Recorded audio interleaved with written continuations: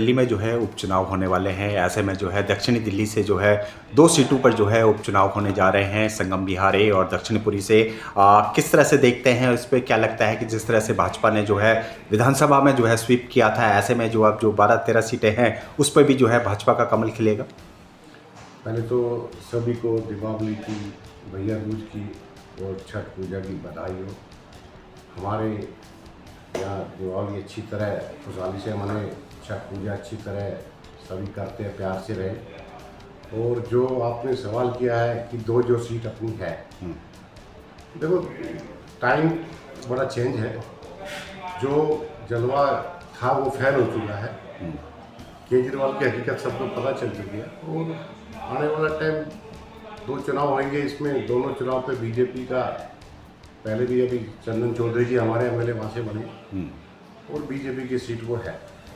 दूसरी सीट भी बीजेपी की है। जो पहले का सिस्टम था सब चेंज है और बीजेपी जैसे काम कर रही है दिल्ली में, तो सबको बड़ी उम्मीद है बीजेपी से। और उम्मीद पे अपने मुख्यमंत्री की बड़ी खरी उतर रहे हैं और अपने मंत्री भी अच्छे काम कर रहे हैं। तो इसको देखते हुए दिल्ली की भी सीट की हम बात करें तो ज़्यादातर अच्छा रिस्पॉन्स आ रहा। तो उस पर बीजेपी 2 सीट पे, जो हमारे एरिया में 2 सीट पड़ती है, तो फिर बीजेपी की जो अपनी सीट है, पक्की सीट 2 है। और 1 सीट हमारे साउथ जोन में और पड़ती है, जहाँ से सीका राय जी थी। उस सीट पे भी बीजेपी का हम जो अपने साउथ जोन के हम जैसे चेयरमैन है तो हम देखते हैं वहाँ से, तो वो सीट भी बीजेपी की 100% है। और ये आने वाले टाइम में अभी उपचुनाव की घोषणा हो जाएगी कुछ दिन में, तो अच्छा खासा बीजेपी का माहौल है और ये तीनों सीट बीजेपी की निकल रही है। क्या लगता है सर, जिस तरह से आप पार्टी ने अपना संगठन बदल दिया है, और क्या लगता है जिस तरह से फिर से वो संगठन को मजबूत कर रहे हैं, कुछ फर्क पड़ेगा धरातल पे? संगठन क्या बदला, संगठन तो चेंज होते रहते हैं, पब्लिक तो चेंज नहीं होगी ना। पब्लिक का तो जो मूड है वो उसको संगठन चेंज नहीं कर सकता।